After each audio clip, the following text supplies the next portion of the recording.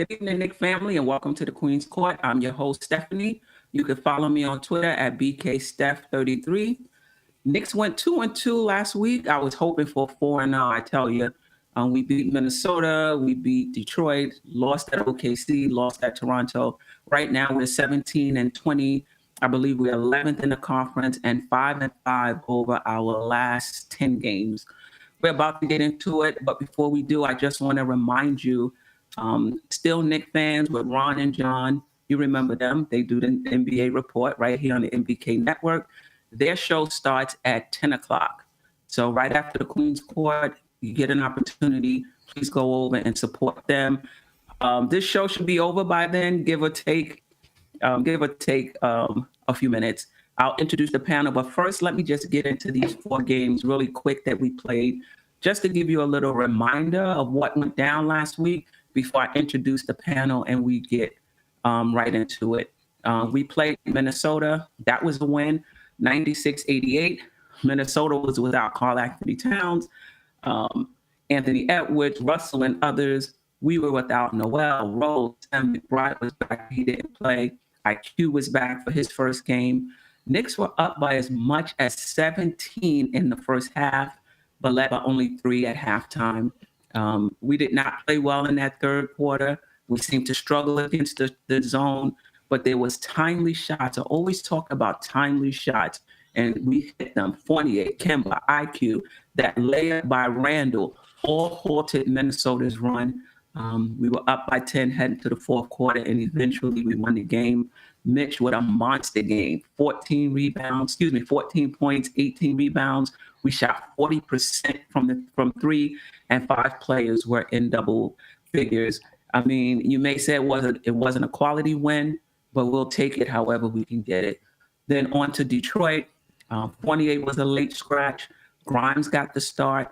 Knicks led at the half by 7, 48-41, and then just imploded in the third quarter. Miscues, missed shots, bad shot, 5-second violation. We were down by as much as 14 points in that third quarter.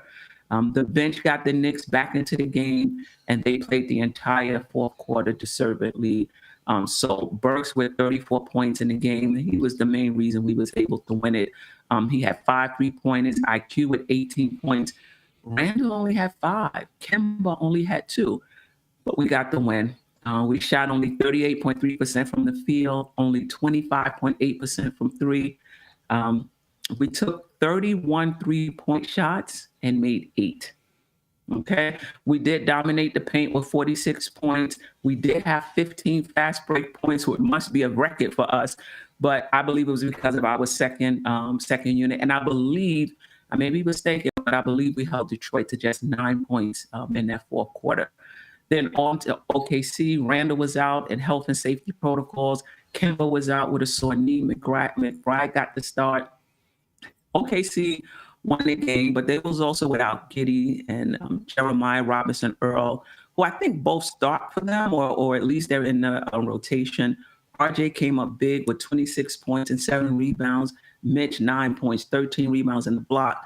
But to no avail, as the Knicks lost what I thought was a very winnable game, even without Randle and even without Kemba.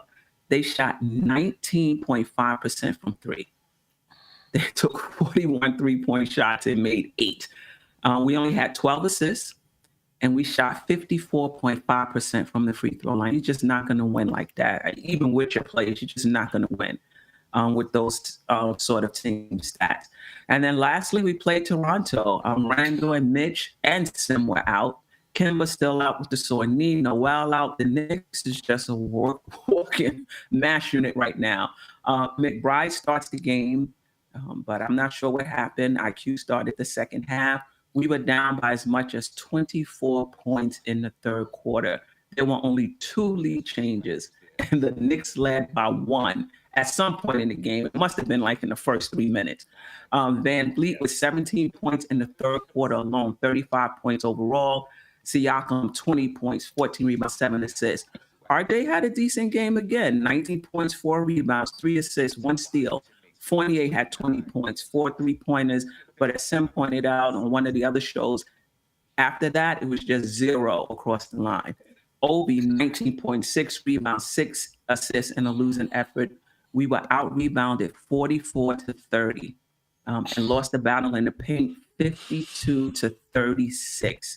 And we gave up 20 fast break points.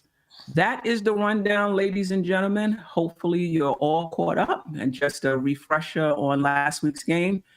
And now I'm going to bring in a panel. I am joined by who's that? Cornerstone Kev, one half of the part brother over on Blanche Tears. The good side. The good side. Okay. Josh is here from the controversy, and Tony Crow from Knicks and Bruises, and of course Sims behind the scenes doing what he do. Good evening. Good evening, gentlemen. My queen. How are you? Good evening. Good evening. Peace, Queen. Peace, Queen. Yes. Black. How you guys feeling today? You know what? Let me just start by saying I'm glad I'm here. Thank you for having me on. I'm glad you had this information available, because I forgot we were even 2-2 in the last 4. It did not feel like that. Like you really reminded me that we had we got 2 wins in the stretch. Because the losses were just that bad, and I think if my math is correct, that's a minus 19 combined in the 4 games. You know what I mean? So yeah, but there was some optimism. We did win 2 that we should have. So I'm gonna try to be positive tonight. Okay. I mean, before Josh and Kev introduce themselves and say what they're going to say, it doesn't take any shine off of it due to the fact that it was against Detroit, who I think is the worst team, at least in the Eastern Conference, and Minnesota was without their top 3 players. I'm trying to be optimistic. I didn't mean to bring you down. I mean, we've lost some games that we should have won all year. So at this point, I mean, honestly, I'm taking whatever win, whomever, however, and a win counts as one, no matter who's it against. So, gotcha. Tony, Kev, how you guys doing? Josh, I'm doing pretty good. Josh, sorry. Yeah, it's okay. You can get his name wrong. It's all right. No, salute to the chat. Salute to my brothers and the queen here on the panel. Again, Happy New Year. This is probably the last time you'll hear me say that. I hope everyone does have a healthy and prosperous New Year. As far as the 4 games are concerned, out of the 4, I think the most disappointing one for me was the OKC game, because I think that was a real winnable game. Yeah. And because we were right there. I mean, we were leading by, I don't know by how much, in the first few minutes, and then all of a sudden I turn on the TV and we're down. So you can also blame me, because I'm probably the bad omen, that comes on to it and everything. But now I just didn't like the for everyone that was clamoring for Randle to not be playing, to sit him down. Now you see why you need him, because they really didn't take advantage of showing what they can do without him. And that kind of carried over in the OKC, that carried over into to Toronto as well. The one thing that the one person that I'm really kind of upset at is RJ Barrett. For a guy who was a 3rd pick, well, I'm not going to use that. I'm not going to use that 3rd pick in the draft routine. I'll save that for my counterpart. He could probably, say a little bit more about that. But for a person who's supposed to be the man once a lot of these free agents are gone. It's going to be supposedly his team per se.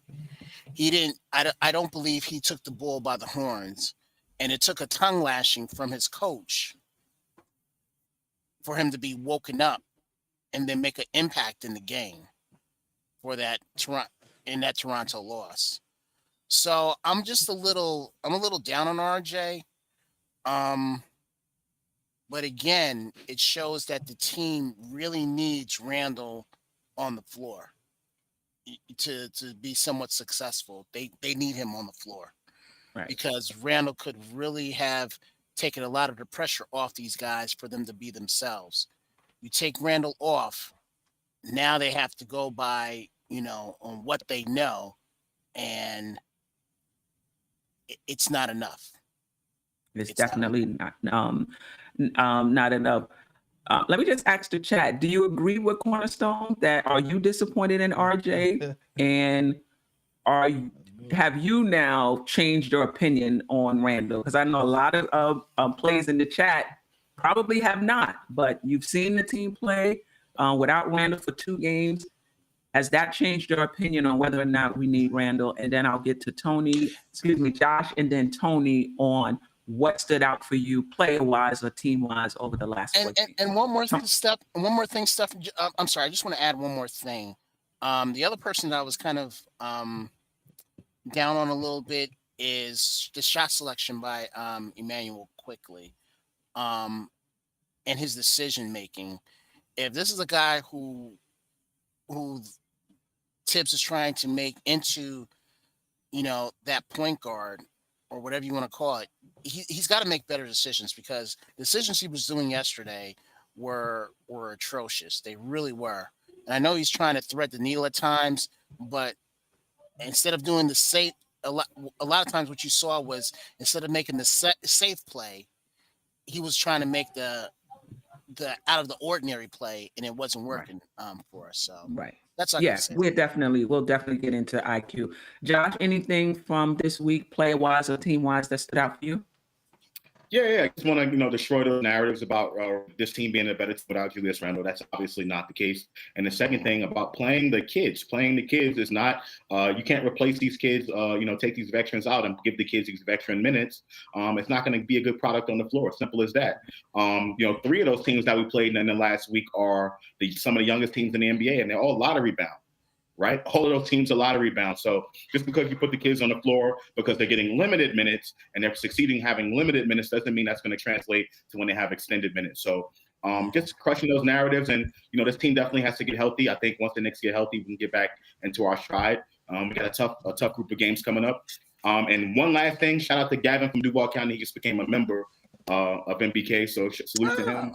Congratulations. A YouTube member, Gavin from Duval County. And thank you for all your support. Josh, I have a question for you. Does that also hold for Obi? Like Obi was also, I guess so. He's a second-year player. And I know the fan base really wanted to see him get more minutes as well with Randle. There was some fans who even thought that he should start ahead of Randle, trade Randle, start Obi in his place. He played very well yesterday. But over those 2 games, anything changed as far as your assessment about the young players? Does that also apply to Obi, or do you have a different take on Obi? It absolutely applies to Obi as well. I think Obi is not ready to be I think Obi can't start in this league. Let me not say that. I just don't think that Obi is going to replace Julius Randle's production. And that's what people were assuming was going to happen when you put Obi Toppin in the game for 30-plus minutes, that you were going to get a lot of the stuff that Julius Randle was giving us, and his ability to draw the defenses and be a dynamic player on the floor. Obi Toppin is just not that. To me, Obi Toppin is a hustle player at this point. Gets his dunks, hustles around the floor. Definitely has a really good passing ability. So I'm not taking anything away from that. But clearly, you can't replace Julius Randle with Obi Toppin and expect to have the same kind of production. It's just not going to happen. Do you think, and the rest of the panel can handle this as well, do you think you've seen enough to think long-term he has a higher ceiling than Randle, or still too early to tell? I don't see that high of a ceiling for Obi Toppin. I mean, listen, he definitely can refine his game and get better. Same with RJ Barrett. They definitely can do that, but just naturally, I just don't think Obi Toppin is at that level where ultimately you can give him the ball in the NBA and say, go get me a bucket. I don't see that being Obi Toppin's game. I don't see that being the case for him. Okay, I disagree because of his work ethic. I think he will work on that, and he will get to that. He will get to that level. That's my opinion, because you saw last year after the playoffs, I think he took like a week off, and then he was back at the lab. So that tells me that the work ethic is there for him to be better, to be that guy. I think he. I'm going to be straight out. He's a cornerstone. Say it. No. Not gonna get me. You're not gonna get me. Not get me. I think I like. This is gonna be strange to say, but I have to say it. I like his work ethic better than I like RJ's work ethic. You know, Talk about work ethic, but there's a lot of players that work hard. And well, I think that he has the tools. I think he has the tools to. that's my question to you. What do you think he would need to work on to have a higher skill? Okay. Okay. I like him. Or to just be a star in this league. Well, he already has the hops. That's the first thing. He already has the athleticism. I would like for him to work on his turnaround jumper, and I would like Turnaround. Yeah. Not the regular, just turn. Both. I like him to do both. I really like him to do both. I would like him to expand more on his 3-point range. That's got to get good, because right in this league right now, maybe not 30 years ago, but right now in this league, you have to hit a 3-point shot. You have to, unless you're Mitchell Robinson or Rudy Gobert or any of these other guys. You have to hit a 3-point shot. So I need for him to be, improve on, shooting the 3 ball. And you're right, Steph, not a turnaround, just a regular, jump shot. I would like for him to come down and just, hit that mid-range jumper. And that's all I really need for him, to do. I say he has to have a 3-point shot. For him, I don't think it's game breaking that he gets that 3-point shot, but at least that jump shot, I'd like to see that hit that consistently. And that's it. Am I the only one who doesn't see athleticism as a skill? Is that really a skill? Like, I don't really see that as it's a talent. It's not a skill. It's a talent. A skill can like be improved upon, can be worked on to reach that level. He has like a God-given ability, which is totally different.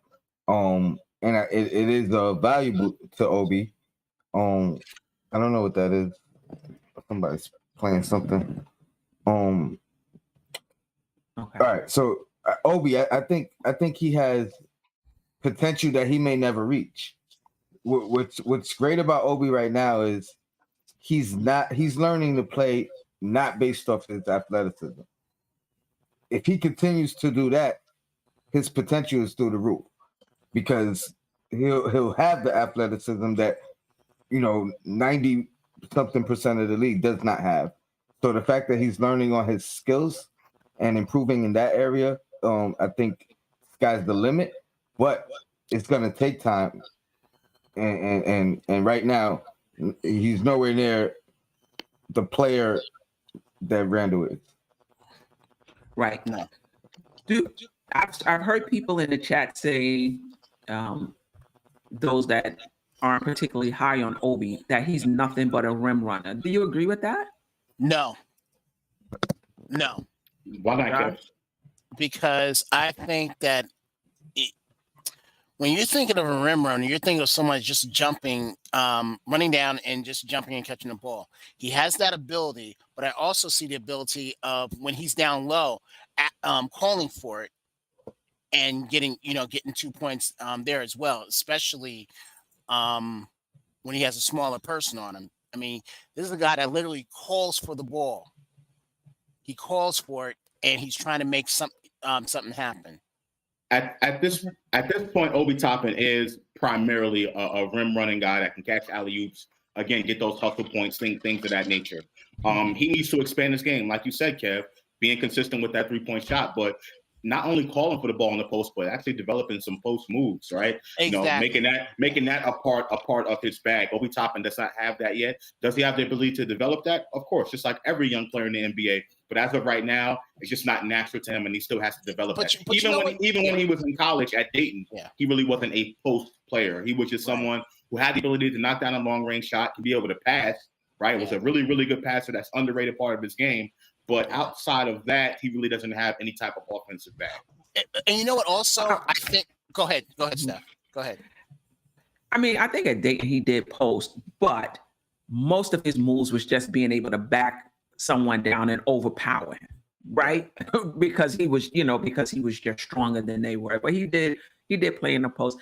I like when I see Mitch. To me, Mitch is just a rim runner right now. That's all he can do. I think Obi. Mitch, yeah, I agree. I agree with you, Josh. He is primarily a rim runner, but you see, like you can see, that he took a mid-range shot. It was just one, okay, but you can see that that could eventually become a part of his game. You saw him in the post. You're like, oh, that could potentially become a part of his game. He made a good pass on the fast break. So playmaking is potentially, but I agree. Right now, he is primarily a rim runner, but you see flashes that he could definitely be more. Tony, did you want to comment anything about this week or a player that stood out for you? I mean, I definitely like what the production Obi gave last game. I think Mitch was on his way to the form of last year, prior to his injuries. So hopefully he can come back and continue that trend. And just the absence of Randle, I think hopefully, Kev, you didn't know today was Julius Randle Appreciation Day. So when you talk about work ethic, and you comparing Obi and you talking about work ethic, I don't think anyone's work ethic on the team compares to Randall's. But no, yeah, I agree. He's been sorely missed, and hopefully people can acknowledge that, and he could get back to form of last year. Also, I wanted to ask Josh, do you think an adequate point guard would also open Obi's game a little bit more? I do, but I think that's a good thing and also a bad thing, right? I feel like if and I get it. We can't obviously compare Obi Toppin to Julius Randle right now. No, but the thing for me, I'm looking for what Obi Toppin can do without a point guard. Stuff that Obi Toppin can improve on. Just if the Knicks don't get a point guard the next 2 years, God forbid, right? I'm looking for stuff that he can do, like to improve his own personal game without having that facilitator on the floor. And I think that's the type of stuff I want to see him do. Obviously, if you get any young player with a point guard, you know what I'm saying, they're going to improve just naturally because that's what a point guard is supposed to do. Someone, I always use this. I always use this model. I don't know why he's starting to be one of my favorite young players right now, but somebody like Pascal Siakam, he doesn't need a point guard, correct? No, every player needs a point guard, but the difference with Pascal Siakam is that Pascal Siakam has developed a game outside of his point guard. You can depend on Siakam to go get you a bucket. He has a go-to move that he can go to, right? He can use his strength and stuff like that. Yeah. Shout out to not Peter Pan, Pan Peter, Funky Goose Wild. It's me, Stafford Don, Galvin from Duval County. What's that? Ed Winning, P2626, James Glass, D Public Enemy, Tricky Nicky, Kerry Cox. Happy New Year to you, Stafford Don, Ranrock, and everybody rocking with us today. We really appreciate it. I think that's what stood out to me is just that as poorly as Randle has been playing, the Knicks are worse without him. Absolutely. I think the thing with Randle is he, he gets a lot of attention, from the opposing team. They double team him. That means that he's opening up shots for other players, opening up lanes for other players. And without him, there's no need to double team. You just play your players, straight up.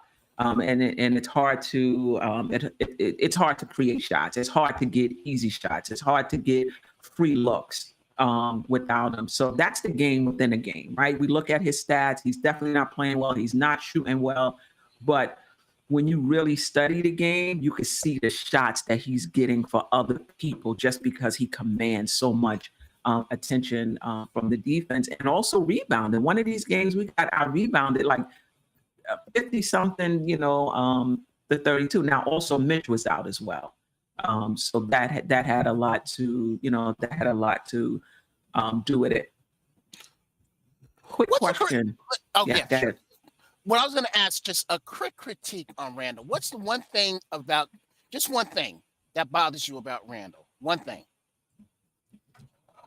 For me, is that he holds the ball too long. He doesn't make quick decisions, and he makes the game harder for him than he needs to. A lot of times he'll get the ball in the middle of a zone, or even if it's man-to-man, he'll get it right in the key, and the shot is right there for him, and he'll take a dribble or two toward the defense to try to make something else happen.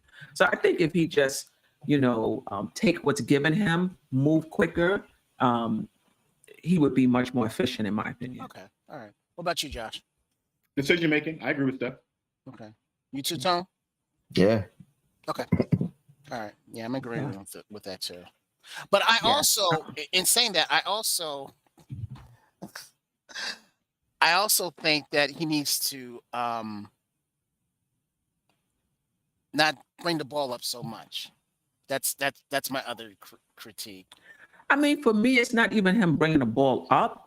It's about throughout the league, you'll see other people bring the ball up and then give it to the point guard, and then the point guard will initiate the offense. So him bringing it up from time to time, to me, it's not a big deal. I think the big deal is when he spends a lot of time facilitating the offense in a herky-jerky where and this hasn't happened in a long time, I have to say, where he goes into his move to pass as opposed to going into his move to shoot. And he just seems really off and discombobulated. But out of control. Yeah. Right. Lately, though, am I the only one that's noticed this? He hasn't been handling the ball a lot. Like I see Kemba handling the ball a lot. I see Burks handling the ball a lot. Yeah. He's handling the ball, in my opinion, much less as far as facilitating. Has anyone else noticed that? Absolutely. I absolutely noticed that. But the thing is that some of the problems still exist on the team. Right, which goes to show you that Randle is not the singular issue on this team. This team has issues that are beyond Randle, and that people need to wake up and realize that and quit blaming Randle for everything. But I totally agree with you, Queen, 100%. Yeah, I think it's since Kemba been back. Yeah, right. And what that leads me to believe is that Randle just wants to win. If you play better this way, take it. I'm taking, which leads me to believe if we were to get a ball dominant point guard in here, I think that he would be be okay with that. Okay. Anything else about last week before we move on?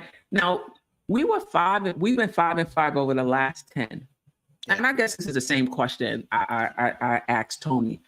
I'm still having a hard time getting a read on this team because the 5 games we won were against depleted teams or really bad teams. And so I can't really feel, I'll take the wins. Don't get me wrong. I'll take the wins, but it's hard for me to feel encouraged. It's hard for me to feel like we've turned the corner. It's hard for me to feel like we're on our way because of the types of wins that we got. Is that fair?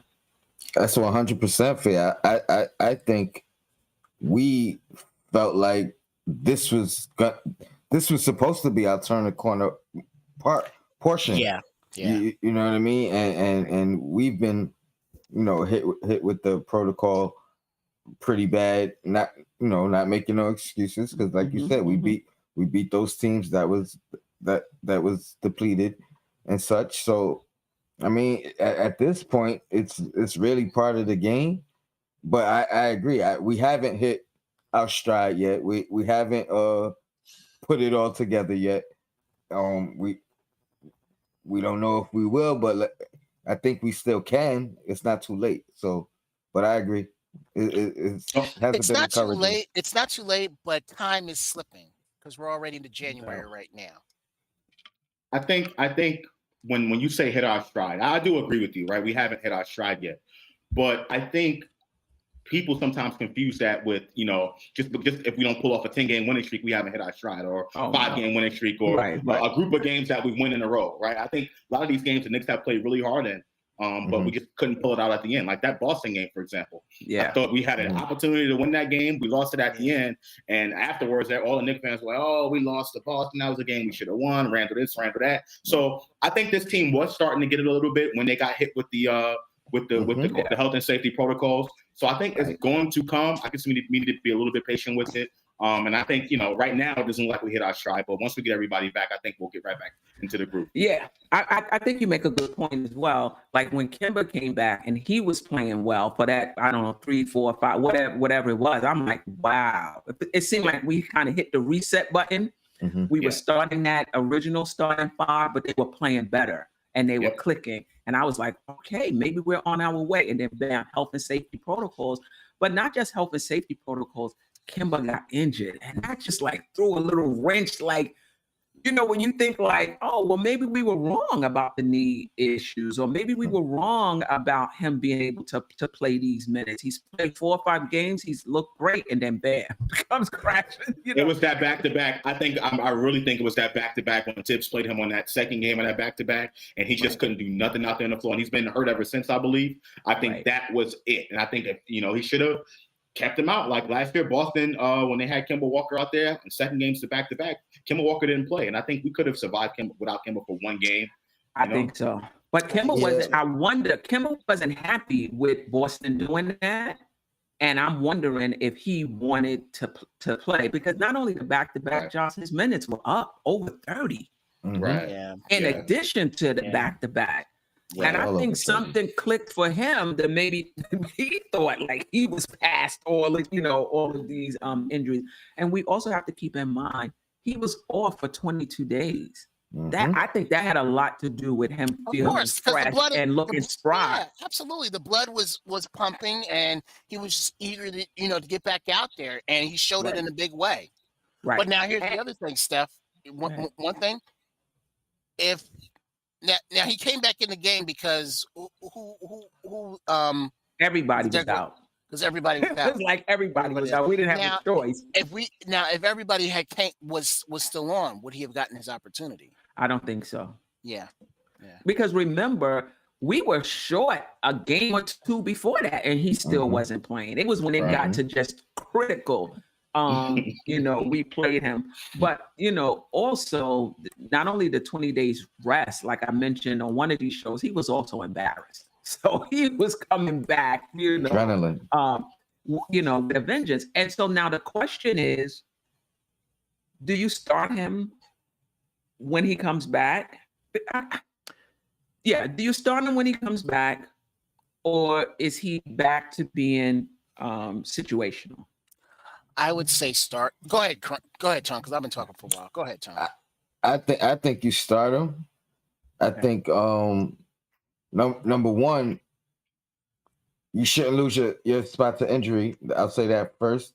But even if that's not your philosophy, who's stepped up in his absence to say, hey, I earned this spot. So that's pretty much it. Absolutely, we got to start Kemba Walker. Absolutely, he's done nothing to lose that position, in my opinion. He hasn't done anything to lose it, in my opinion, overall. And I just think we need him. We need him out there. I like, the chemistry. Let the younger guys go back to the bench, and get their limited minutes back there, and have Kemba Walker just come in and rock out as a starter. Josh, I think we got to bring his minutes. Okay. We got to bring his minutes. Down. Right. No question, and I have no problem with getting quickly out there for some early minutes, or McBride, or whoever you want to throw out there. But I think to start the game with that starting unit, I would go with Kemba. Okay, so now I have to put you on the spot, Josh. Let me ask you a question. Do you think Tibbs rushed too quickly to make him situational? You don't think he shouldn't have left his Oh yeah, I've been had that take. That would yeah. Okay. I didn't hear it. That was the reason why. Okay. Yeah. All right. Oh, you're not watching the show? It's been a long fall slash winter. It's been a long slash winter. All right. So yeah, we're gonna move into this segment called "What Say You." Okay. So Queen, I think you got a super chat. Yes, I do. You sure do. Let's see if I can find it for you. I got you. Okay. There you go. Shout out to what's that? Kalik Thompson. I hope I said that right. Kalik Thompson. Yeah. Thank you for the super chat. So when Obi gets to year 8, will he be better than Jew? He might. Yeah, No way to tell. He might. No way to tell right now. Yeah, he's just in year 2 now. So yeah, he might. Well, I mean, listen. And that's why I say he has the ceiling, but some people don't reach it. You know, just because right. Well, I mean, he would have to develop his 3-point shot. At one point during the season, he was shooting 11%. I think now it's up to 20%. So he would have to develop his 3-point shooting to be better than Julius. He would have to develop a shot off the dribble to be better than Julius. He would definitely have to rebound better. Like I don't know what his rebounds per minute is, but I don't. To me, I just think he doesn't rebound as well for the minutes that he gets. I could definitely be wrong. So he would definitely have to rebound better, and he would have to defend better. Now, Randle gets a lot of flack for his defense, but his on-ball defense, it might have changed. I believe he's like top 10 at his position, if not higher. I believe that's the case. However, he's not always engaged. And his off-ball defense has to get better. Yeah, my opinion of that, I think Randall's defense was spot on last year, and this year definitely. I think it's taken a dip. But then again, I think everybody's defense has taken a dip this year.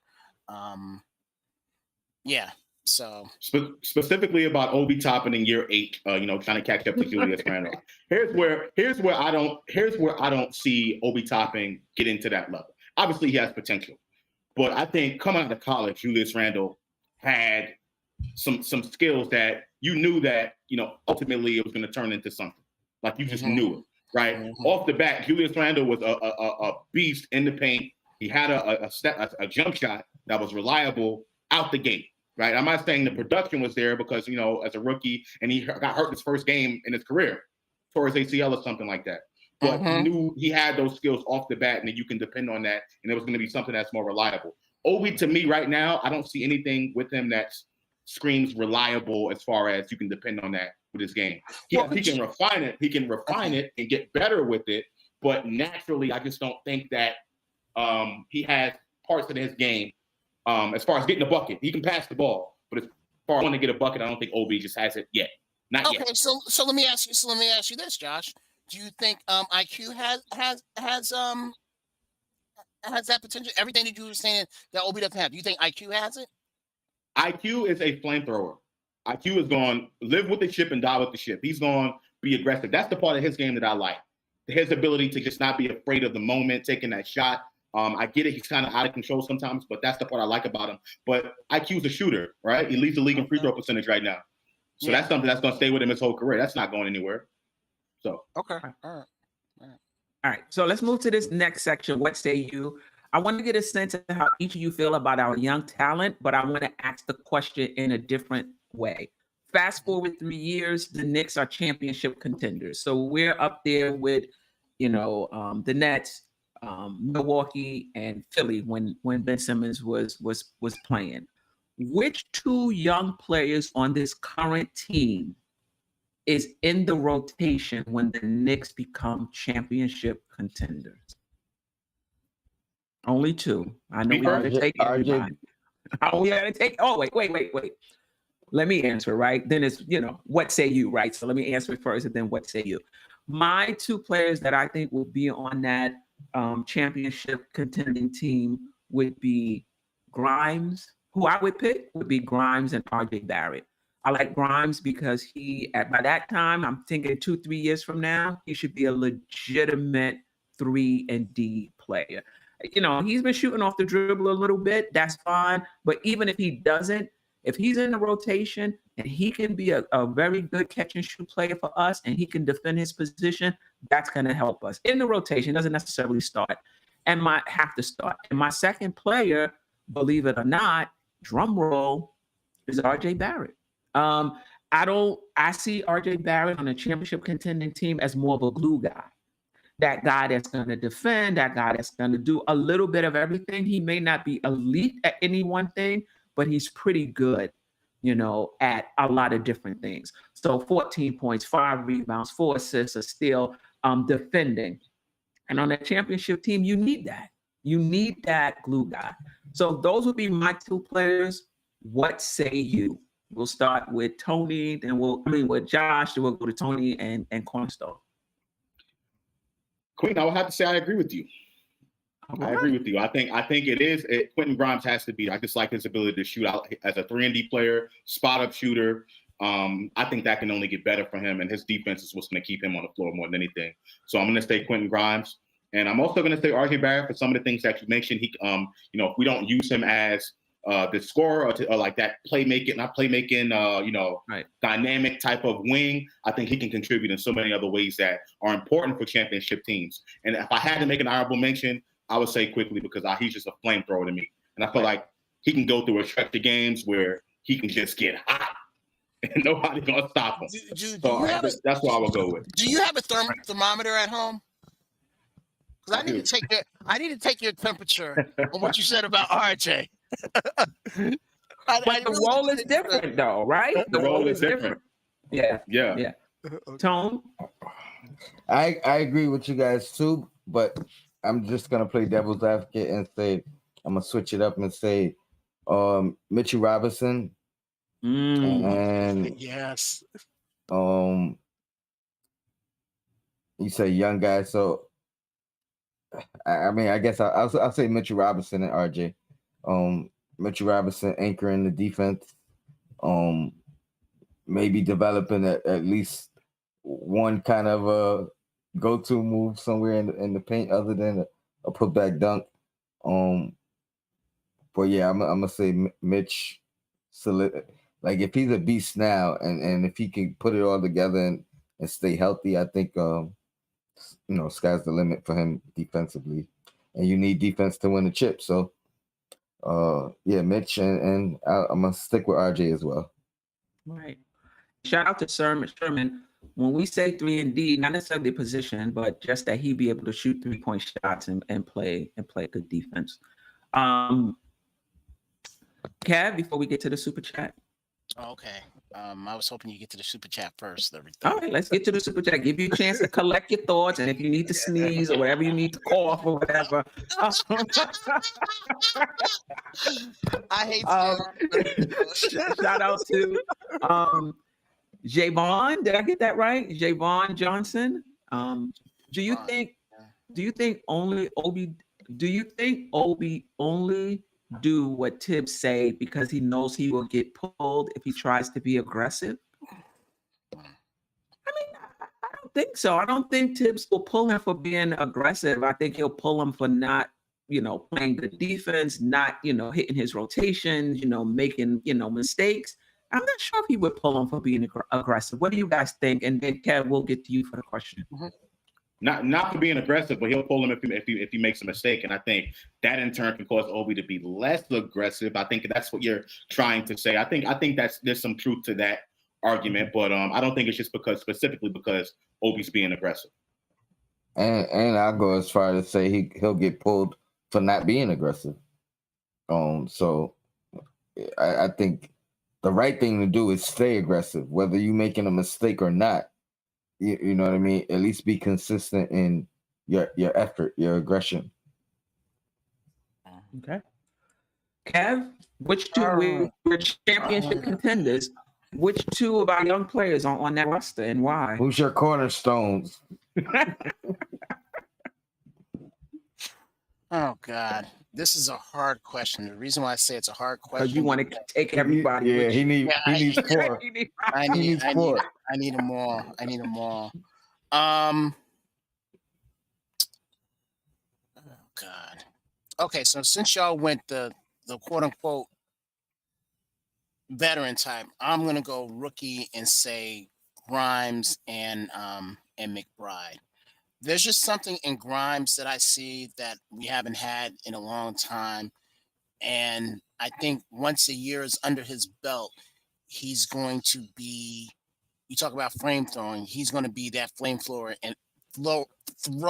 and then some. I love his defense. I just love this kid. I'm glad that management took their time and picked him. And McBride, there's just something in McBride as well that once he gets a year under his belt, he's going to be used a lot more in the rotation as well. And So then they're going to contribute on a championship yes. contending team. Oh, Okay. absolutely. Okay. I could see Grimes being like more. Now, I'm not saying Grimes is going to start. I'm not saying either one of these guys. Right. I don't know, but I can see Grimes being like the who was the backup to Mario Chalmers on that on those Heat teams. Norris. Yeah, Norris. I can see him being better than a Norris Cole. Norris Cole. Yeah. Wow, you guys got great memories. Yeah. Mario Chalmers. I can see him being that dude. And again with Grimes, I just see an Allen Houston with defense. That's what I see in this guy. The way he shoots the ball. Again, once these guys get a year under their belt, I think the sky's going to be the limit for him. And my honorable mention is Jericho Sims. I think he's also going to be a player as well. I think I love this kid. I love all three of them, and I've been guilty, and I'm submitting this to the chat when I say I want to play the kids. We have been playing the kids. I just want to see my rookies play. That's all I'm trying to say. And I understand now that you really can't. You gotta get them seasoned in. You gotta get them seasoned in. But I think after a year under their belt, I think these guys are going to be really good for us. Right.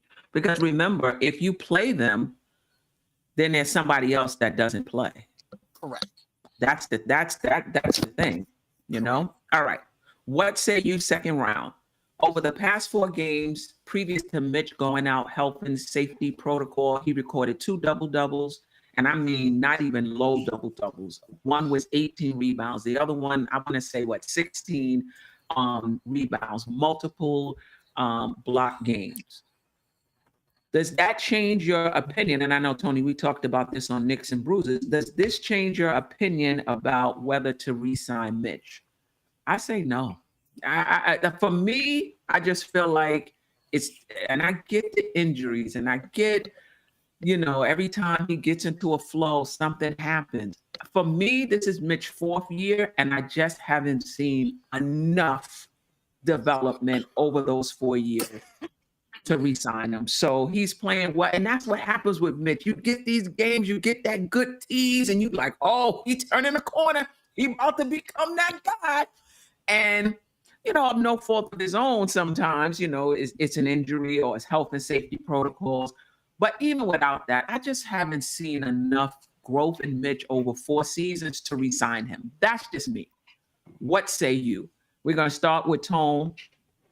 The Mitch, I ain't gonna even give it away. We're gonna start with Tone, then Josh. No, then Kev, then Josh. I disagree. I disagree. I know. I mean, here's the thing.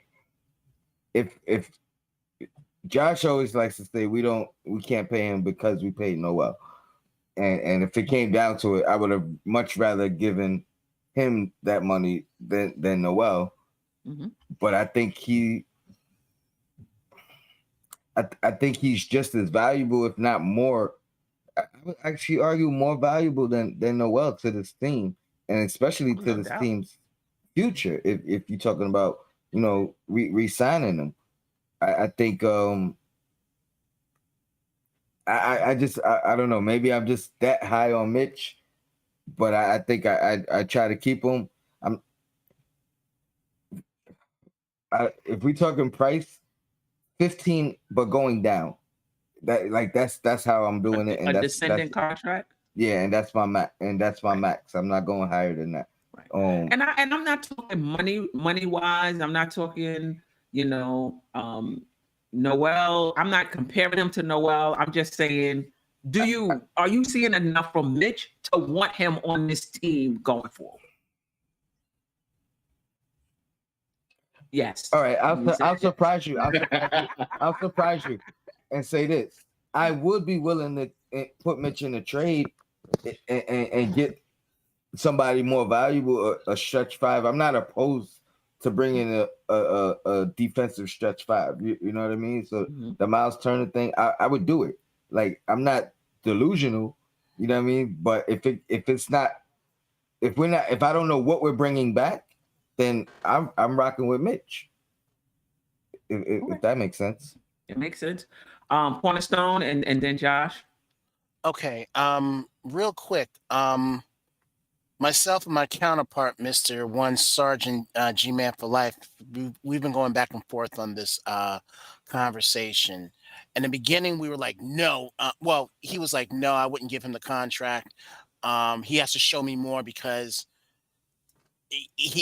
what's that term? Your best ability is your availability. Right. And he wasn't available last year, for us. I truly believe that if he was in that series, and I know Josh probably will disagree, but I think if he was in that series with Atlanta, I think we probably would have came out a lot better than the way we fared from a defensive standpoint.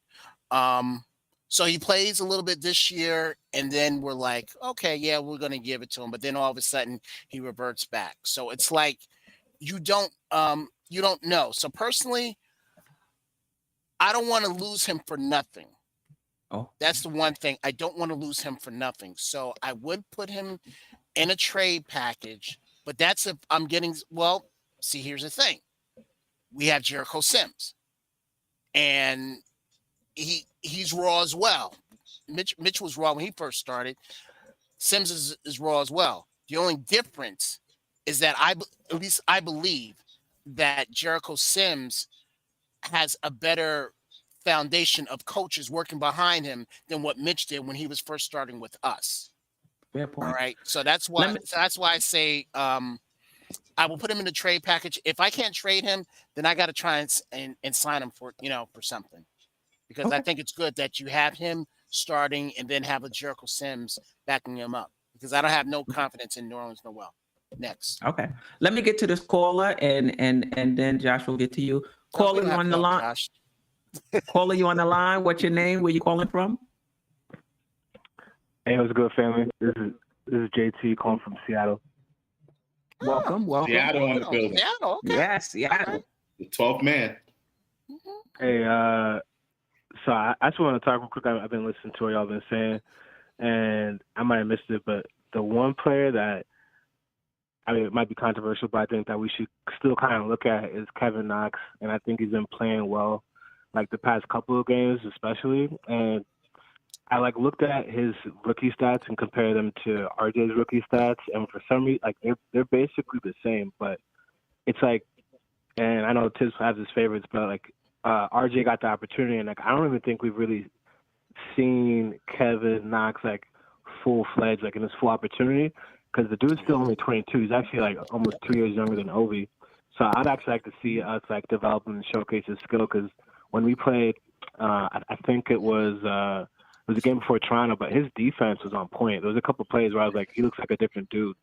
His mentality is there, and then from an offensive standpoint, he actually might be one of our better offensive players from a shooting standpoint, even finishing. We just haven't really given him minutes. So it's like when I'm looking at him, he doesn't look raw like Mitch or some of our other younger players that we talk about. So I'll say Kevin one, and then the other one would be RJ, obviously, number 3 pick, and he's still young. He's 21. So those would be my two if we're gonna keep 2 players for cornerstones. But yeah, I want to see y'all talk about that, but I haven't heard anyone talk about Kevin Knox. So yeah, Kevin has gotten entire shows on the NBK network. But you're right, in terms of just his development, we haven't talked about him. We haven't talked about him since then. Now, Tibbs, to call it to you, JT, Tibbs only plays 10 players. So if we put Knox in the rotation, who would you like to see taken out? Because I don't think Tibbs is going to play 11.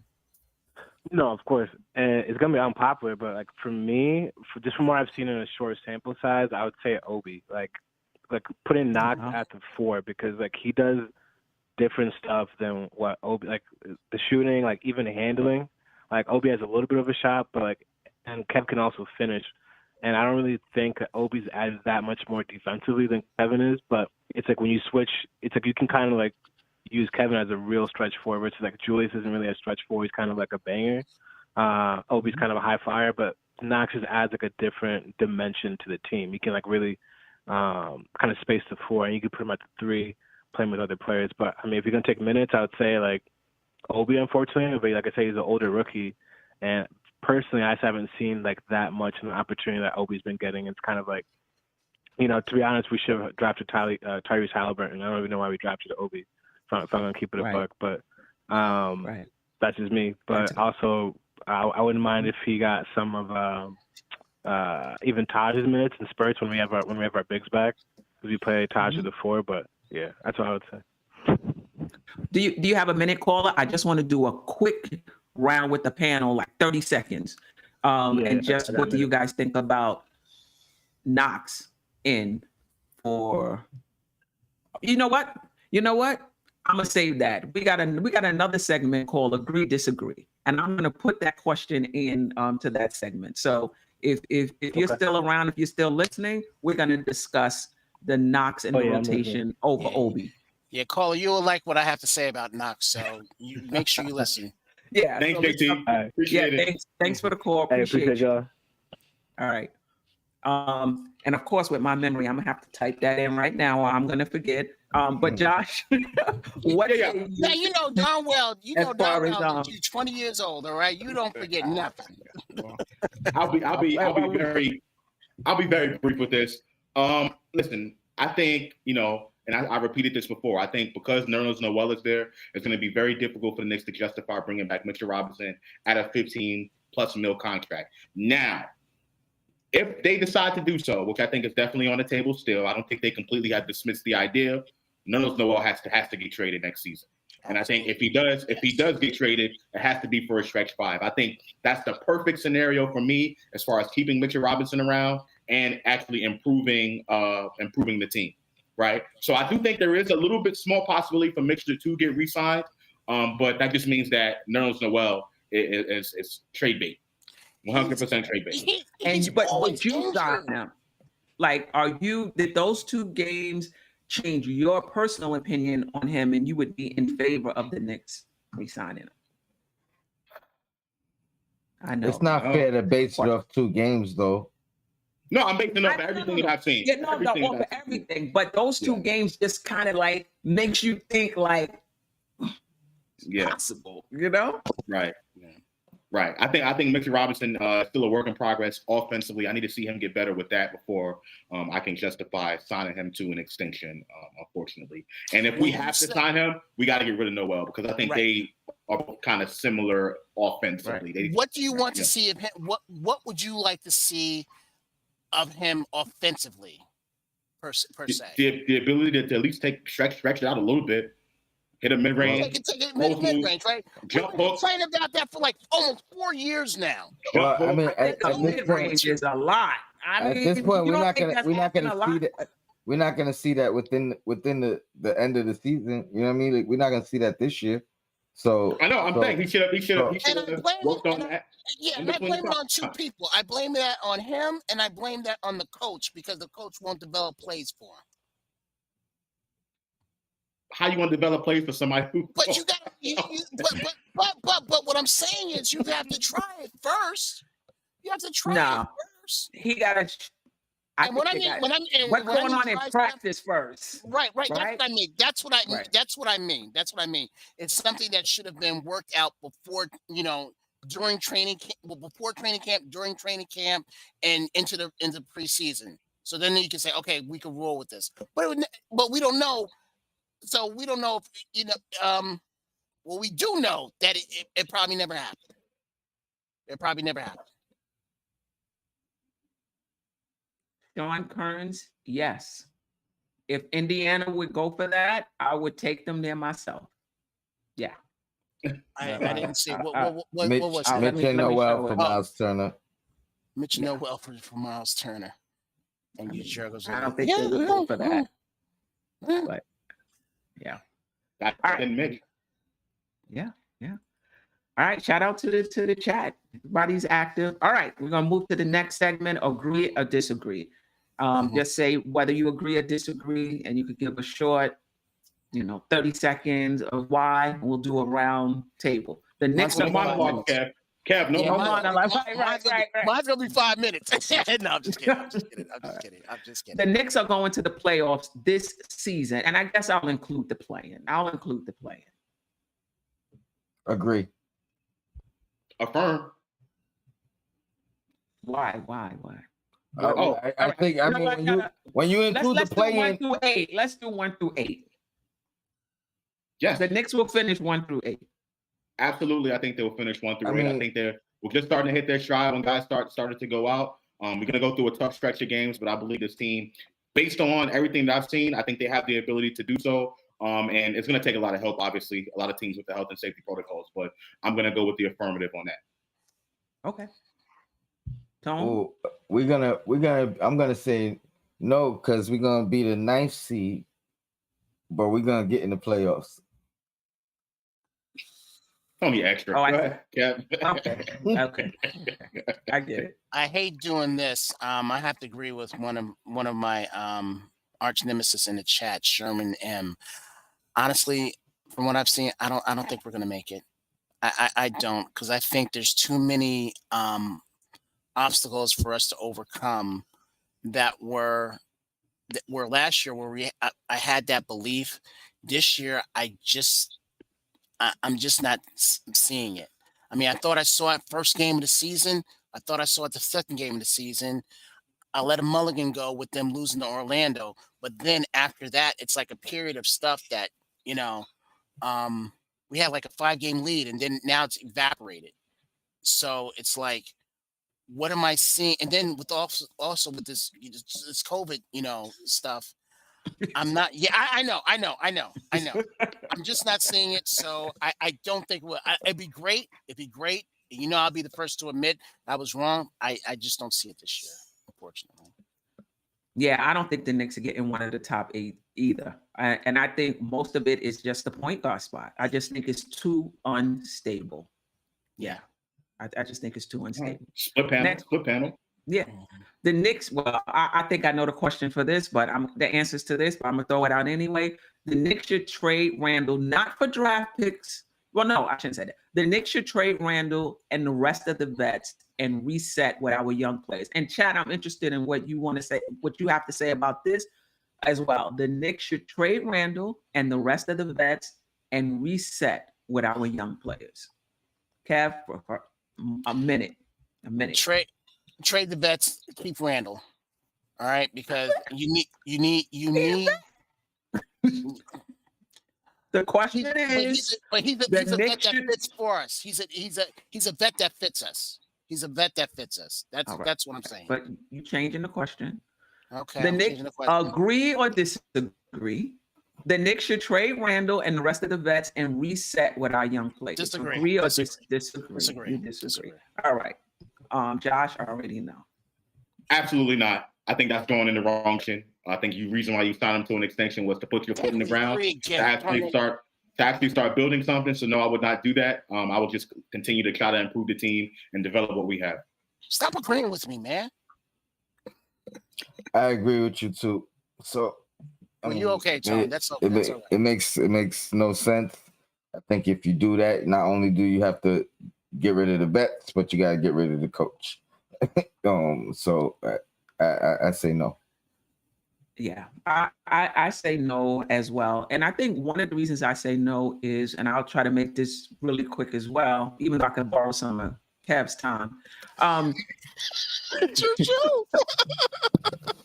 I think that even if you reset, you're gonna come, it's gonna be the same questions, just a different cast of characters. Every organization has to answer these questions. Do we re-sign this guy? Is this guy a number one? Do we need to add somebody with him? Do we trade our young guys and try to get somebody who's ready now?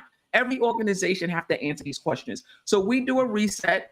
5 years from now, 4 years from now, it's the same questions, just new characters. Is RJ a number one? Do we got to bring somebody in? Should we trade Obi for? The bottom line is, this is where we are. We got to put our flag in the sand, I believe. And we just have to make these tough. We just have to answer these tough questions. They're not going to go away for any organization. Right. And old head had a great thing. I just saw it. If we trade our vets, we're OKC in the Magic. That's what we are. If we trade our vets. And with this fan base, you know, we always have a scapegoat. So, of course. So now, instead of watching these guys grow and giving these guys roles, they become number one options on a bad team, number two options on a bad team, and then y'all consider them bums. But you make a good point, because they're not going to be like, you know what? This is what we chose. We wanted them to reset. They reset. They're going to turn. As soon as these young players start losing, they're going to turn on them. That's just that was our fan base. Yeah, that was like, old head. Randle's built to take that, even though I think it's unjust most of the time. He's built to take that criticism, to take the brunt of the blame. You know what I mean? Like, you don't want to be doing that to RJ right now, or Burks or Obi, or you know what I mean? Like, Obi had a tough enough time last year, I think, and he handled it great, dealing with our criticism from his play last year. So imagine if he was the number one guy. Right. Someone said OKC is better. The J&J OKC future is better. How do you know? Yeah, exactly. We got to remember, the Knicks was in purgatory for like 7 years. 7 years. You know, we had one good year. 7 years. It's hard to come out of that. When you're losing and you go into the lottery year after year, it's hard to come out of that and to become a playoff team. All right, next question. Tibbs is not the right coach for this team. Agree or disagree? Disagree. I mean, he showed it last year. I don't think we was the team we were last year with another coach. And he won Coach of the Year. So that should say a lot as well. So what have you done for me lately? Disagree. I'm gonna say disagree as well. I feel like Tibbs is developing the young kids properly. People can say what they want, but I think he's instilling something in this team. He's a good part of our foundation, and I think he's giving these young guys some habits that they can use in the future for their development. So I'm going to say disagree with that. Yeah, I'm going to say agree, not for the reasons that Tony and Josh, said. I do agree about the what they just said. I agree with them on that. What I don't like is his offensive schemes. He's got to develop. I mean, I know he's defensive and everything, but he's got to develop a more offensive schemes on certain plays and everything. I don't see that. I really don't. And I mean, even Woodson, he was the defensive coach, but he had some offensive schemes, even though he had Melo as well. But what schemes? Give the ball to Melo. That was the most ISO heavy team ever when Woodson was here. Give the ball to Melo. Everybody clear out. I don't know about that one. You got to have the players to run these offensive schemes anyway. So.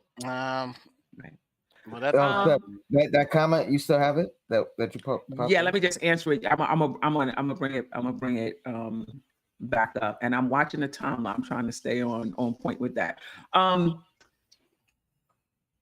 think Tibbs is the right coach for this team. I just think that the front office has not given him Tibbs type of players. Tibbs is a coach of he's more of a coach for veterans, and I think that's why they brought him in. I really think the Knicks thought that they were going to make some moves sooner than this. I don't think the Knicks front office thought this was going to be their team. Something had to fall through somewhere along the line because you don't hire Tibbs unless you're thinking about having a veteran team. And we have a lot of young players on this team, and Tibbs is not a match for this team. So I think he is the right coach for this team. I think he's the right coach for this organization. I think that the front office has to give him his type of players. All right. So now I'm kind of getting it. When this happens, that means we have a caller. So let's get to the caller. I'm a little slow in the uptake. Caller, you on the air? What's your name and where you're from? Panel, salute y'all. What's up? It's Gavin from Duval County. How y'all doing? Hey, how's it going, guys? Duval. Welcome to the family. Real quick, I just want to touch on the Mitch and just the agree to disagree.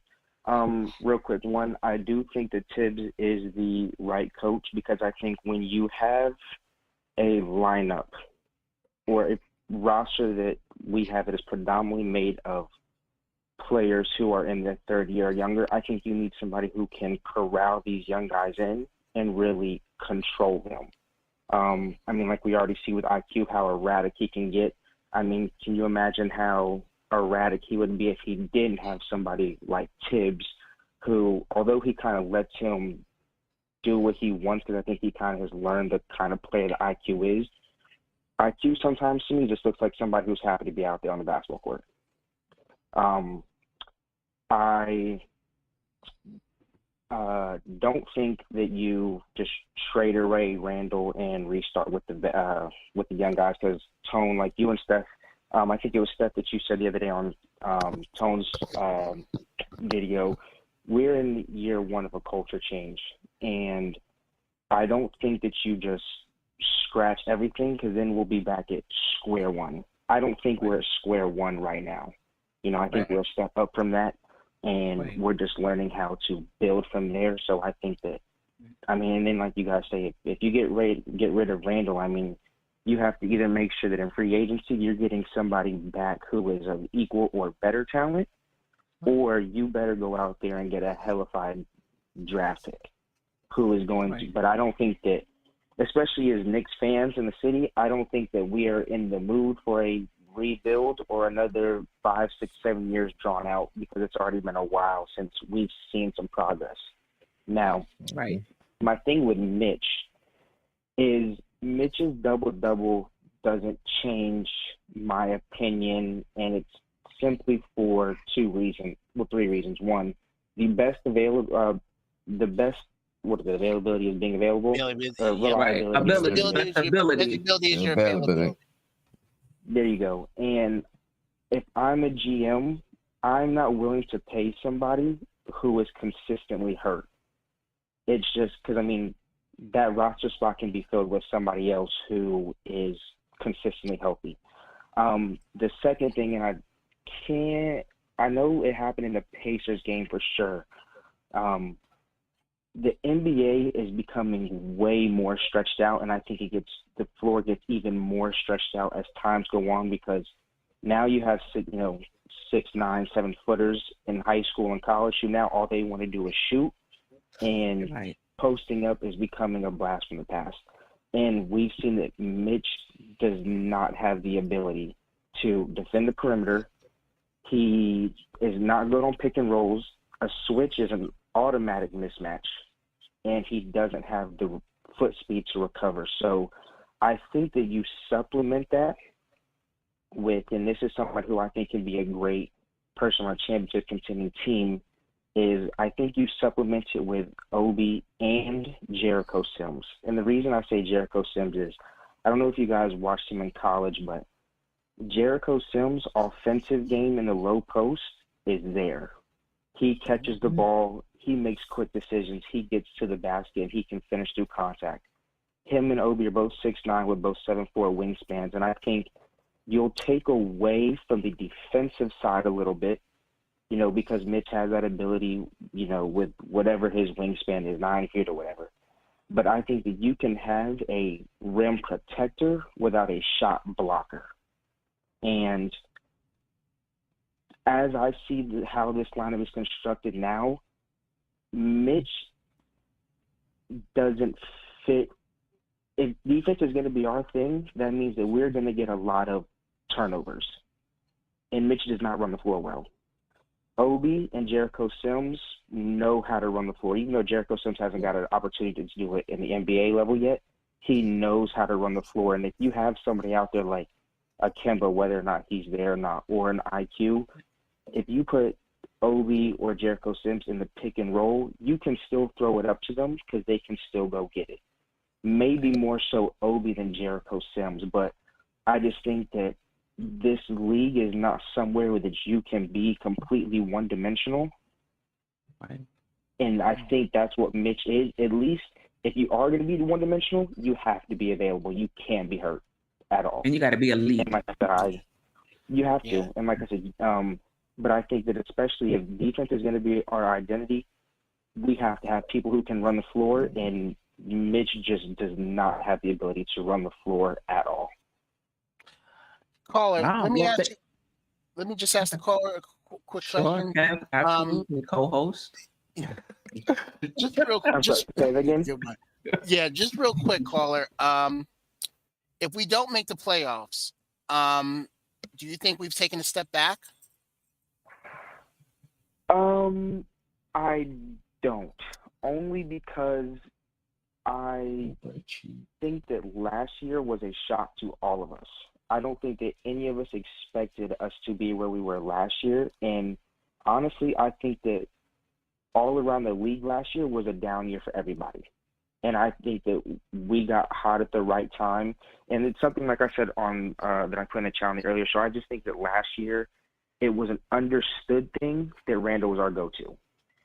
And that was just an understood thing. And so for Julius, I think it was a little bit easier for him to play, knowing I just have to worry about going to get mine. Once we added Evan and Kemba, I think that Julius, like you said, he just wants to win, and I don't think that he has a problem finding a way to win. I just don't think that mentally he's there where he can make a quick decision, and I think that's what holds him back, which is kind of why we're seeing a regression this year. I don't think that his game has regressed. I just think that his ability to think on the fly is not there. Anthony Edwards called Karl Anthony Towns out. He said, "We'll be a much better team when you catch the ball and get rid of it or make a decision. Because when you let the double team come to you and you allow the defense to settle, that's where we get in trouble." So I don't think if we don't make the playoffs this year that we're going backwards.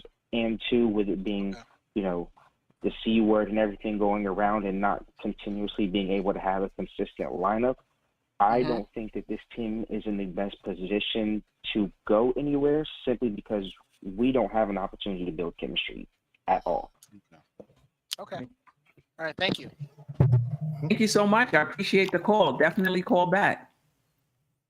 So you guys have a blessed one. Excited to be a new member. And like I said, Josh, you started to convert my mindset a little bit. But I don't like the smile that you get when people say you're right.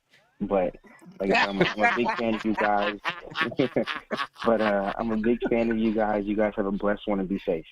You too, man. You too, my man. Duval. Great call. That was a great call. Appreciate you. Welcome to the family. Hopefully we'll get a chance to meet you at one of our MBK events. Absolutely. All right. So, We got two more questions real quick, and then we're gonna get into next week predictions and we out of here. And the next two actually came from our callers. So thank you, callers, for contributing to the show in more ways than one. Do you agree with the caller who said that he would have Knox over Obi in the rotation? Agree or disagree, Josh? Disagree. I think even though Knox had so much potential, and you see like that potential out there, he's just still very, very lost. And quite frankly, I think he's kind of over New York. I think he's ready for a fresh start. So the answer to that question is no for me. Tone? I concur. I think he's had his fair share of chances some under better or worse circumstances than others. But I think he's had his chance here. I agree with Josh. I think a change of scenery will probably do him a lot better. Kev? Yeah, I'm in agreement with these guys. It's both, because you could look at when he was first drafted, he was supposed to be a cornerstone, as you say, Mr. Josh. He was supposed to be a cornerstone. But let's look at what happened. He's been through what, 3 coaches? 1 minute. He's been through 3 coaches, and 2 different regimes. It's just great. It was just, a bad situation for him, just like what it was with Frank Ntilikina. It was bad for both of them. So yes, I think a change of scenery is in store for this guy. I feel bad now. If it wasn't Obi, I would say somebody else. But he has so much greater potential. So much. Yeah. I mean, I think it's close, though. I think it's close because Obi is a rim runner. So primarily, so this is what he's given us, just being able to run and stretch the defense. But Knox gives us something that we need as well, and that's somebody to be able to shoot the ball with some accuracy, right? So both of them bring something we need. One is just, but it's different things. But don't you think that? Wait, hold on. Okay. I'm still trying to say if I agree or disagree. Okay. Oh, okay. And I really believe if Knox was nursed the way Obi was nursed in that first year, he might be in a different place, right? Mindset, yeah. But right now, today, would I take Obi out the rotation for Knox? No. That's a close one. I'm gonna say no, but it's close. Really? I think it's close. Because I think it's something. I think he offers something that we don't have. That length. His defense is a little better, and he hits his shots. I can think he's over New York though, Steph. I can think Knox is over it. I think he's ready to go. I think he's ready. Knox might be over it, right? But the question was right. You're right. Yeah. Knox may be over. Yeah. All right. The last one, and this is for the last caller. If we don't make the playoffs, is that what did he say? Is that a failure? Yes, I asked if that was a failure. If that was a failure, if we don't. No, not a failure. No, not a failure. If we've taken a step back. If we've taken a step back. Let me answer that first. I'm going to say yes. And I'm not saying we needed to be in the 4th seed, but as an organization, you want to get to the point where you're a playoff team perennially, wherever it is. So I'm not saying that we need to get back to the 4th seed, but if the Knicks don't make the playoffs after last season, don't make the playoffs at all. At all. I would that's a step agree back. that it is a step back. It may not be a major step back, but I think it's a step back. You bring in that front office, you bring in that coach, you have the season you had last year. Again, you don't have to be the 4th seed, but you can't be the 8th seed. You can't be I think that's a step back. Yes. And the reason it's a step back because they made those 2 moves and it didn't work out. And that's the fact of the matter. Absolutely. Yeah. Anybody else agree or disagree that it's a step back if we don't make the playoffs? I agree. Yeah. I agree 100%. I think it's definitely a step back based on the fact that, like you said, bringing in those 2 new players, but it's not catastrophic, and I think we can rebound from it. Right. It's not catastrophic. Right. It's not catastrophic. It's not catastrophic. Don't make the playoffs. I agree. But if we made the playoffs through the play-in and advanced, that is a success, correct? That's making the playoffs to the first round. Yeah, I'm saying that's to the first round. No, to the second round. I'm saying to the second. Oh, yeah, wow. We get to the second round, but through the play-in, you know what I mean? Absolutely. That's Yeah, but once you win the play-in game, you're in the playoffs. So I understand that. I was taking it a step further and saying just because we got in through the play-in and not as a 1 through 6 a playoff, or even an 8th seed, right? It's still we squeaked our way in, but advanced. To me, that's still a success. Agreed. And Well, I was if just we asking. get in the play-in and from that play-in spot actually make the playoffs, I think that's if we play our way into the playoffs, I still think that's I a agree success too. as well. Yeah. All right. Anything else before we move into looking at next week? All right. So next week we play Indiana. I believe that's Tuesday, and then we It's got tomorrow. back to back with Boston. with Boston. Actually, Indiana is 14-23. They're 13th in the conference, and they lost four. They've lost four straight, and out of their last 10, they are 3-7. So we played them Tuesday. Boston is 18-19, 19th in the conference. They won 2 games.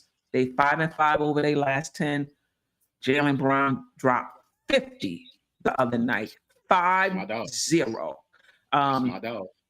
Tatum is out for Boston. Oh, let me go back to Indiana. I don't know if this is going to hold true for tomorrow, but Brogdon, LeVert, and Duarte is out. Now, whether they clear protocols and injury and be available tomorrow, I don't know. But looking at this schedule, what's your prediction? How do you think the Knicks do?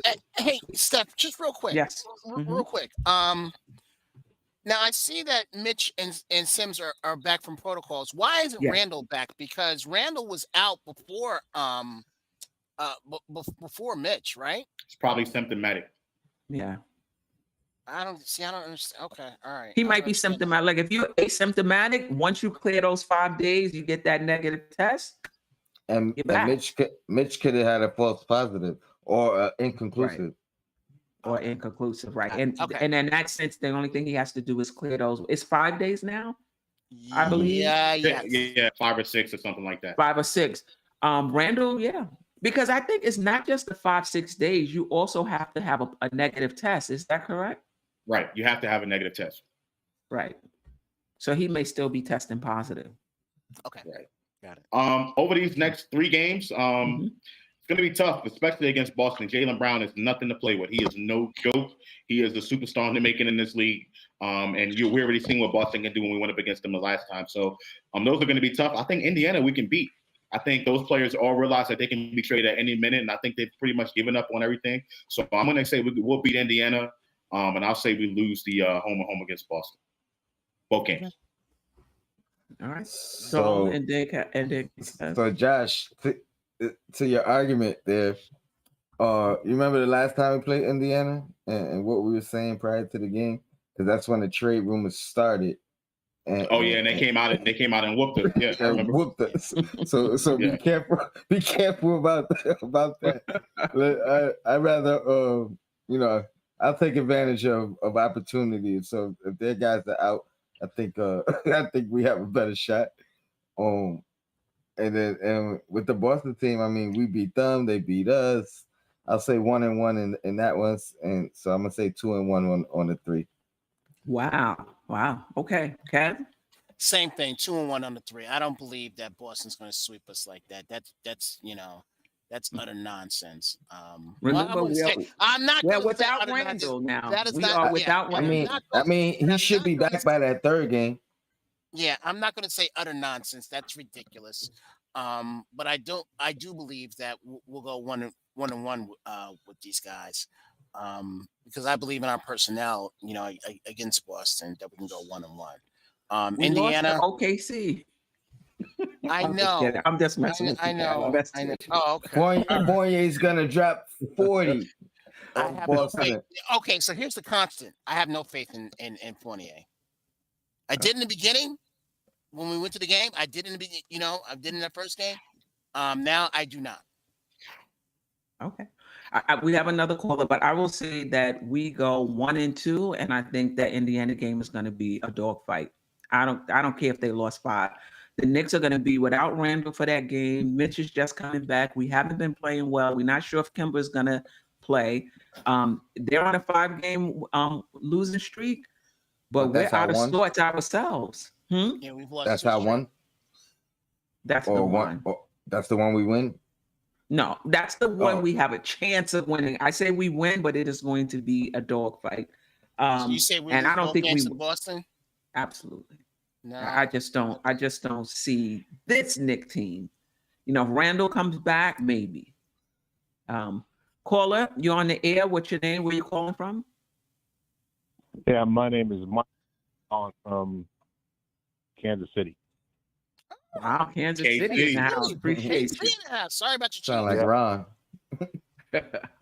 Yeah, I'm kind of changing the subject a little bit, but I wanted to know what you guys thought about the Knicks roster this year. I think I'm a little disappointed in what's been happening with the play because I think that the roster is definitely more talented than it's been in a long time, and I actually like every last one of the players. I think they all come with pretty good attitudes and approaches to the game, and I think they definitely have more depth. So the reduced amount of success they've had so far this year is a little disappointing. I was wondering how much do you guys believe that could be due to the some locker room issues? Saw Kemba Walker get benched for a couple of weeks. Is Thibodeau, is he losing the team? Is there and Tom Thibodeau obviously got Coach of the Year last year, but when he was in Minnesota, he had some serious issues with Cat Anthony Towns there. So I don't know if there's something where he's losing the team, they're not playing as hard for him. What's your thoughts on that? Hey, that makes sense. Makes a valid point. I mean, I don't know. I mean, I'll say this about the roster. I'll take that part, and I'll let another panel take the end. The Knicks do have a talented roster. I just think that everybody is not playing up to the level in which they can play. You know, and I think it's just a poor fit in terms defensively. It's a poor fit with Kemba and Fournier. But in terms of what you expect from these players, what they can play when they're right, what they can do when they're right, yeah, I think it's a talented roster. I think we're just not playing up to our capability right now, and I think it's just not. Some players are just not a good fit. I'll put it that way. Anybody else want to comment before we head on out of here? I think that. Go Go ahead. ahead, Kev. Go ahead, Kev. Nope. You go. No, go ahead, go. Josh. Go ahead, Josh. Anytime you have a team that's not performing up to their expectations or what the team expects of themselves, there's going to be questions about whether the coach has lost the locker room or not. I don't think it's that catastrophic. I do think maybe the players are kind of growing old and tired of losing, but I don't think it's to the level where it can cause major controversy. I think the Kemba thing had a potential to definitely mess some things up in there, but now that he's back, I think that it's not too bad. So. Right. Now, you guys, this is the last month. Are you guys familiar with Thibodeau when he was in Minnesota and his relationship with Cat? I mean, how that, because I saw some instances when he was really abusive towards Cat. I mean, calling him MFs. You can read his lips on the sideline and so forth. I haven't seen him do that in New York yet. But it's kind of hard for a leopard to take a spot. He did that to. He's still doing it. Yeah, he did that to RJ yesterday. So okay, so when you talk to these guys are grown men, and unfortunately, a lot of the techniques that you see in the NFL, they don't really fly in the NBA because typically these guys are a little bit more educated, and they don't put up with that kind of foolishness. So I think when you talk to grown men in that way, then you lose the team eventually. And I thought that may be something that's happening behind the scenes, where he's losing the team because he's not respecting the fellas as men first, and then dealing with them as professional basketball players. And I saw him do that a lot in Minnesota. So. Because the team is so talented, they have a great roster. I think if you got a good coach, good players coach in there, I mean, he could take that roster and go a long way. I mean, that roster is talented and it's deep. So, Tone, and then we'll move on. Yeah, to Josh's point, I think the Kemba situation could have had that potential to have that kind of effect. I don't think it necessarily did. I think people commenting outside of the team other players, ex-players, and things of that nature. I think that might have leaked into the locker room and maybe caused something. And I just wanted to say, if there was going to be anybody that could have that type of issue, I would think it could only be a Fournier or a Kemba, because those other guys dealt with Tibbs the whole last year. They know who he is. Like they know how he is. So I think they may have been accustomed to that, or even gravitated to that kind of coaching style. It may have been new for Fournier. It may have been new for Kemba. So, but the rest of the team, I think they know who they got as a coach and appreciate him. And what I will also say, one second, what I will also say is a coach has to balance that out. If a coach is cursing at you all of the time, you're right, it's gonna wear thin. But I think Tibbs is balancing it out, so they know him off the court. You know, he talks to them, he jokes with them. He's a different person off the court. And when you're a coach and you have that relationship with players off the court, they do give you a little latitude on the court. So I think that may be what's balancing it out. Yeah, and I think the icing on the cake is Tibbs has two confidence on that team in Taj Gibson and Derrick Rose. And I think a lot of the guys really respect those two guys. So they are products of Tibbs. So I think they're keeping so I guess that's another reason why they're putting out the fires. Right, they're putting out the fires. Any potential fires. Exactly. Good point. That's a good point. Well, caller, thank you so much. We definitely appreciate you. Stay tuned in and definitely call back. Thanks for the call. Good night. All right. Good night. Good night. And before we get our last, our last thoughts, Charles Dudley, why make the playoffs? Tell why, please, because that's why you play the game. That's why you play the game. You play the game to be your best. This is basketball. You don't play to lose. You play to win, and wherever you end up, that's where you end up. If you end up in the playoffs, you end up in the playoffs. If you don't, you don't. You cannot look at a team in their face and say, "Listen, we plan to lose. We're not going to try to make the playoffs. We're going to try to get in the lottery and get a draft." Who coaches like that? Now organizationally, you could strip your team down, and trade off good players, and so you only have players that can't make the playoffs, right? But on a team like this, no, you play to win. You play to win. I mean, I don't get it. I just don't. Aren't Knicks fans tired of losing? The way we've been, for years, right? And not even getting the #1 draft pick. Right? Because the playoff odds are a little different. A little different. Exactly. All right. Any last words before we get out of here? Well, it's been a pleasure again being on a panel with you guys, with you, the Queen, and my two brothers here. I love y'all to death, and that's pretty much all I have to say. All right. Yeah. There it is. We changing the name to co-host Kev. I like it. Don't tell Sim that. Please don't tell Sim that. Any last words, Josh? I appreciate being on Your Blackest Time. Yeah, I really don't have anything. Go Knicks, and salute Kev. Look good. Yeah, well, thank you guys for being here. You could have been anywhere in the world, but you chose to spend some time on the Queen's Court. So Josh, Cornerstone, Tony, definitely appreciate you guys. Everybody in the chat that rocked with us today and rock with us every week on MBK, on Knicks and Bruises, on Sim Show, anything Sim puts out, we definitely appreciate you. Hopefully, Randle comes back this week. Hopefully we see how important he is to this team, and that we need him if we're going to have any chance of being successful this season. And check out me and Tony's crossover show tomorrow, Wednesday, 6:30. We'll do a crossover between Knicks and Bruises and the Queen's Court. It should be a lot of fun. So be easy, Knick family.